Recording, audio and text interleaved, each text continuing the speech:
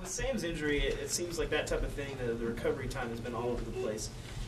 From what you said, with him being pretty much moving in a positive direction the whole time, how much relief has there been that hasn't ended up being more serious than it could have been?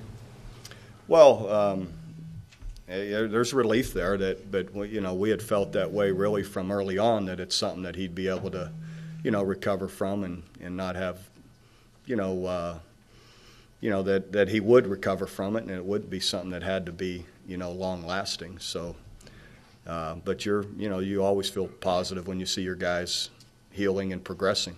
How much thought was there in the back of your mind that you might not see him on this field again? Well, I mean, of course, when you first see him down there, that's a thought that goes, that goes through your head, and it's not a good one.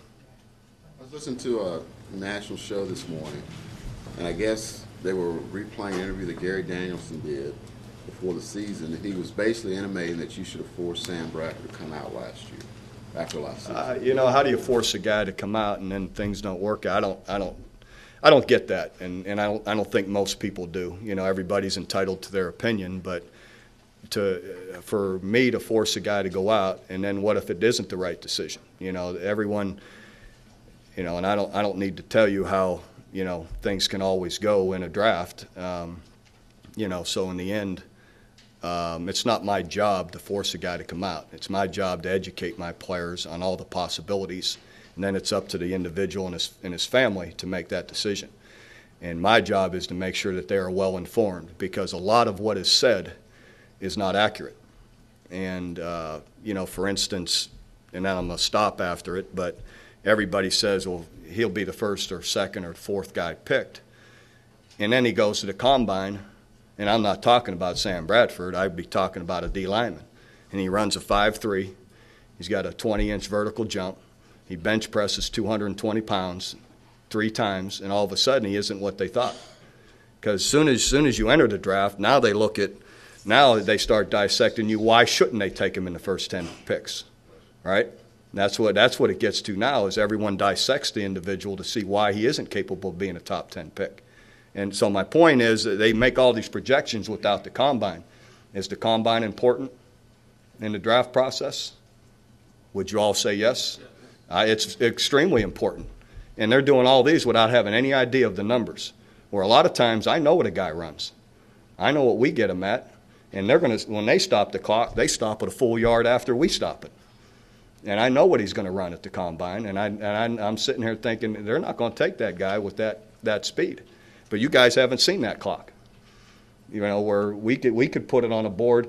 Here's guys at your position in the draft these last 3 years. Here's all their combine numbers, because you could get the combine numbers.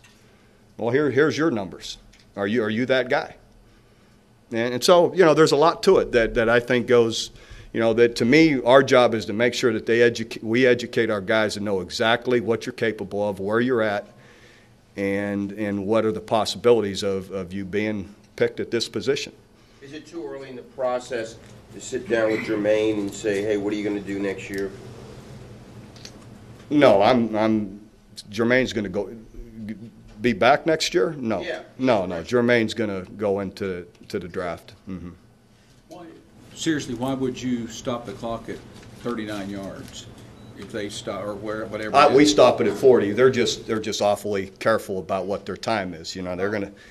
Well, just put it this way: in high school, yeah, whatever they tell you the kid runs, the young guy runs. When we get them, it's always slower. Because now his dad isn't timing them, we are, and it's all right. This is what you run, all right. And then when the NFL guys get them, for whatever reason, it's just always a little bit slower than ours. They want to, I think when they say a guy's a 4.4, they don't want him at a 4.49 or 4.5. They want him at 4.4. That's just a little more particular and picky. And I'm not saying at all that it's wrong. That's just naturally how it goes. And so, again, my only point in all that was I think, again, our job is to educate the young guys and their families of truly this is where you're at compared to what other people have been drafted and what's out there. And, and to me, I will always stand by if a guy is a second rounder, he's given up too much in school. If he has a possibility of being a first rounder, he's going to play at a discount if he gets picked in the second round. If he's capable of being a first rounder, he's going to play at a discount in the NFL for 4 years. And he gave up his education. And it's hard to come back after 4 or 5 years to finish it. And I've given you all those reasons before. And I think their future, and through the long run with that education and an NFL career, they've got a lot more opportunities than without their degree. Aren't quarterbacks a lot less measurable, though? They don't care whether 4.4 or 4.5. They just want a guy who knows. Well, they measure a bunch of other things, So in the end, I'm not talking just a combine. I'm talking the whole process. So, and again, that's not my position to ever force a guy to go anywhere. Or force him to come back? No, I don't force a guy on anything. That's their decision, and again, my job is to educate them on what the possibilities are, and what you want for your life. Feel insulted that there's a guy out there who, Gary Danielson, who goes on the national, well listened to national radio show and says Bob Stoops cost Sam Bradford whatever $40 million. Yeah, I haven't heard that, but that is ridiculous and it is insulting and it's foolish to say that.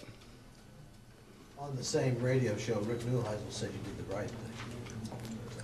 Well, I agree with Rick. So in the end, again, I don't care. Everybody has an opinion, and that's fine, and I'll stick with mine. A little over a year ago, we peppered you with questions about why you couldn't play better on the road in true road games. Since then, you played very well in road games.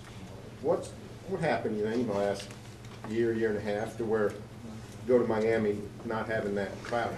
I think in the end it's your teams. To me there isn't any magic to it other than some players.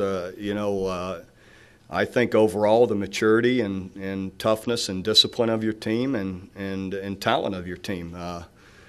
You take a really bad team anywhere, and usually you're going to lose. You take a really good team somewhere, and you're better than someone. Usually you're going to win. And so to me, that I don't see it being all that magical as much as I see it just the quality overall of your team. What goes into how many different factors go into being your career record after a bye week is 12-1? What goes into that? I didn't even know that, so that's how much it goes into it. I don't think anything goes into that. You guys put preparation though in a different. You weigh it differently. It seems when there's a bye week, you do things differently. I don't see we do it much differently than anybody else. I don't know what you mean that we do things differently.